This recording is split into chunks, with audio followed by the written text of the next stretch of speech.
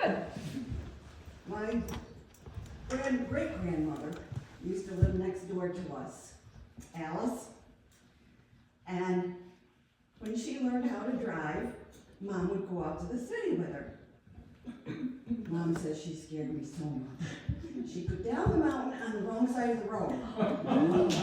And when she came, and she'd say, the road's better over here. And then when she came home, she did the same thing. The road's better over here. I have to tell you about that because she's my grandmother. And she did not learn to drive until she was around 60 years old. Because as I recall, it was about a 1940 Ford car. And she did buy it new. I think maybe her son Calvin helped her pick it out. Her husband had nothing to do with it. He did not drive. It was okay with him as long as you take her down to the hotel and he could have a drink once in a while. It was all right. But she did not learn until she was in her 60s, when she was born in that age of that car. And she would, in the instruction manual for driver's test, I believe it does say to toot your horn in the corner. And she did. She did. And she picked Alice and I up once in a while. Go ahead, Sue. Another thing with her, I don't know. She always wore an apron. Always wore an apron. And one thing I remember about that woman is she always had a small roll of toilet paper in the pocket. So if her nose was running, she had her paper right there. And you know, when Sue told me that maybe 5 or 8 years ago, then I remembered it. I do remember Grandma Alice doing that. Yeah, we lived on 112 by the sawmill. They lived way up what used to be the Lily Lake Road now, the old road, because that was the original road out that way. And now it's called the Lily Lake Road. And so we would cut across our field, across the Bartlett field, and walk the rest of the way up. And I got more stories there too, but again, I was afraid we might not be able to fill the time, though I thought we would because of the rabbit hole. So this is the items that in the past weeks I've been thinking about we could talk about. So somebody, Dave actually says, who knows, you may have so many stories you have to do it again. And as you see, I can do it 5 times more. I get people like this. Anybody else?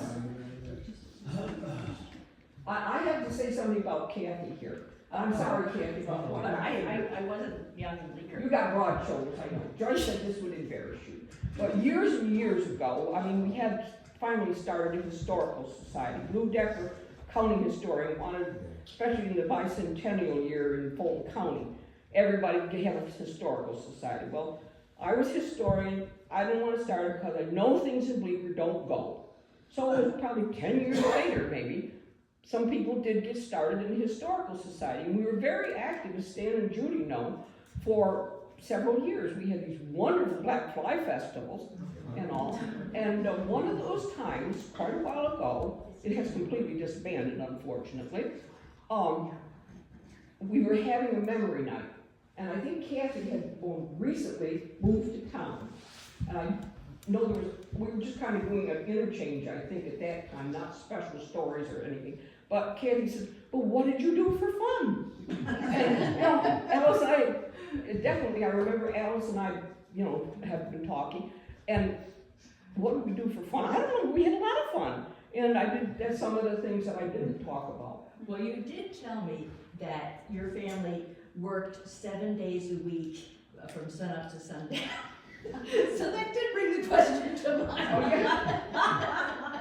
And one more thing It did about not take off birthdays. Carlene saying about Alice telling her about riding down a hill and coming back with the sleds. There's more stories about that too, but I will tell you, where the mountain hut is, we used to ride from that corner down that hill. This would be in the late 30s, say, at least, or early 40s. And one person would be stationed up at the top of the hill to tell us if there was a car coming from the city way. And, and if it was a good time, you could get down that hill and go about in front of Susie's house. But to get up that other little grade, you most usually didn't. You usually stopped in front of what was the Hayes house, where John Blyle's place is now. So right down this hill here. Oh, did you you? said a good hill. No, I didn't see, I was out that way You first. really hear car sounds, but they had a broken cross check, bump, bump, bump. Yeah, that's right, chains in the wintertime. And later story, my husband worked for my father, drawn probably bobsled out, maybe, because I think it was pulpwood, which would be the short stuff, out with a crawler tractor. And down at the bottom of Parish Hill here, which is a big steep hill, he was going out with a tractor one time, and he saw some kids coming down. And you know, with a crawler tractor, you can't move too fast. I'm not sure whether they took the ditch or what, but I know it scared the heck out of him. Well, when I was in school here, in first and second grade, Al Gessner and I used to sled from, on our lunch break, we used to sled from here all the way down to Stony Creek. Only did about once. We had no car to pick us back up. Really? You mean from here? Yeah.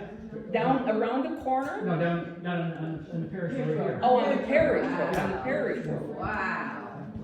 Oh, that would be a good ride. I never was back there and did No that. cars to pick us up, but also we also sled past your house all the way about a mile down That's that a road big when you hill, didn't too. plow it. People didn't live there. Now it's plowed. You can't do that anymore. That's why that was the old road, because again, that was the high ground from the Mountain Hut to Bowler's Corners. And it wasn't until later years that this road here was put in, and as I say, it was planked in about 1850, when the state incorporated, made it so easier for people to do plank roads.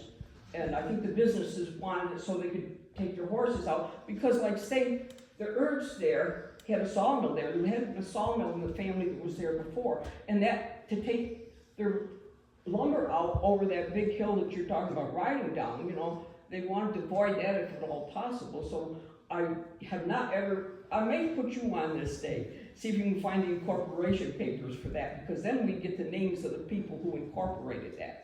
And I'm sure that like the Peters, which had a place back there, and the tannery was there on that road too, further on.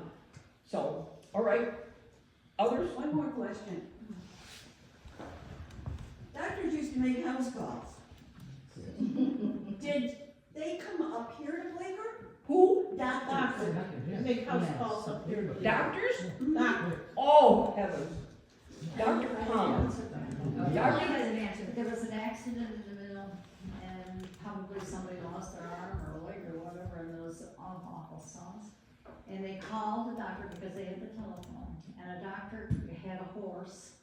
Now this is way back because they didn't have an automobile. He rode his horse as fast as he could up here, and then he got off the horse died. Of course, to get your arm. Oh, to get here to say, But I don't know the second part of the story, whether he saved the guy or not. but he rode that hard. That's tragedies. Wow. I think. Military. An elderly gentleman, Dr. Palmer, was our town doctor. We had to have a town physician. And I think his father might have been before him. Even in the later years, in the 1950s, he was getting $50 a year for it. And they'd come into the schools and examine you and all. And on the 175th anniversary of the establishment of this town, he gave a talk. And I did record it, but it's not easy to hear. But he told of coming up here, especially to the Baird family, which lived way back towards Benson.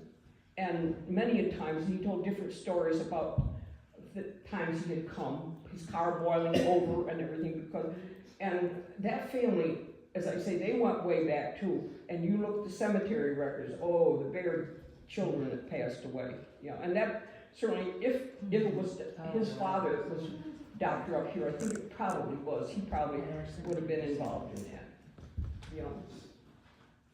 Well, Thank you to our speaker. oh.